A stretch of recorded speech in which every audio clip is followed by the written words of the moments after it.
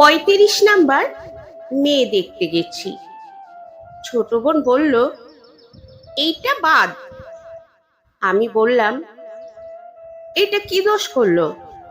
চেহারা তো ভালোই, লেখাপড়াও আছে। ছোট বোন বলল, গাধা নাকি? তুই কি তোর হাঁটুর সমান হাইটের মেয়ে বিয়ে করতে চাস? হাঁটুর সমান কোথায়?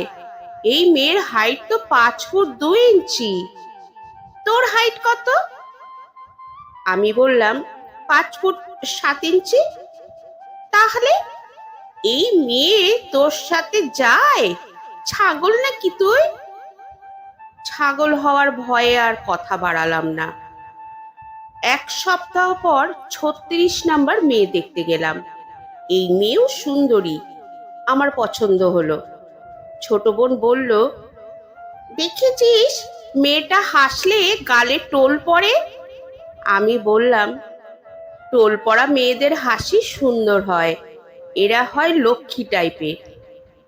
ছোট বোন বলল, তুই কচু জানিস, মেয়ে সম্পর্কে তোর কোনো ধারণা আছে? তোর তো পেতনি দেখলেও পছন্দ হয়। গালে টোল পড়া মেয়েরা আহ্লাদি টাইপ হয়। রাতে 3টে বাজবে, তোকে ঘুম থেকে ডেকে তুলে বলবে আইসক্রিম এনে দাও, দিতে পারবি? তাহলে কি এটাও বাদ? অবশ্যই বাদ। 1 মাস পর 37 নাম্বার মেয়ে দেখতে গেলাম। এই মেয়েও সুন্দরী। ভাবছি ছোট বোন এই মেয়ের কি খুঁত বের করে। সে তেমন কিছু বলছে না। আমি বললাম, কি চলবে? সে বলল, চলে, তবে মেয়েটা বোধহয় একটু কথা কম বলে। আমি বললাম, কথা কম বলা মেয়েই তো ভালো। তা ঠিক, তবে চুলগুলো আরেকটু বড় হলে ভালো হতো। তাহলে কি বাদ দিয়ে দেবো? বাদই দিয়ে দে। হাদারাম নাকি তুই? বাংলাদেশে কি বড় চুলের মেয়ের অভাব আছে নাকি? ছোট বোনের যন্ত্রণা আমাকে কুত্তা পাগল করে তুলছে। একমাত্র ছোট বোন খুব আদরের। সে নিজে পছন্দ করে ভাবিয়ে আনতে চায়। সে মেয়ের কোনো খুঁত থাকতে পারবে না, এমন মেয়ে আমি কোথায় পাই?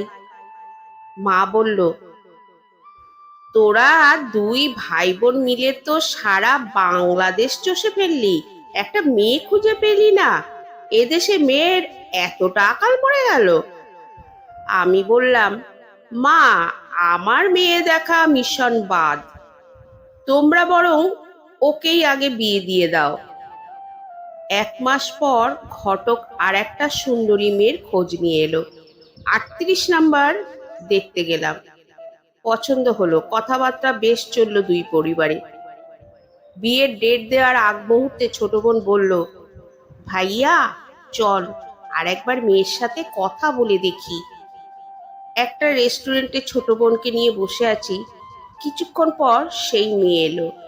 মেয়েটা বেশ স্মার্ট মনে হলো। আমি কোনো কথা বললাম না, ছোট বোনই বলে গেল। মেয়েটা চটপট উত্তর দিয়ে গেল।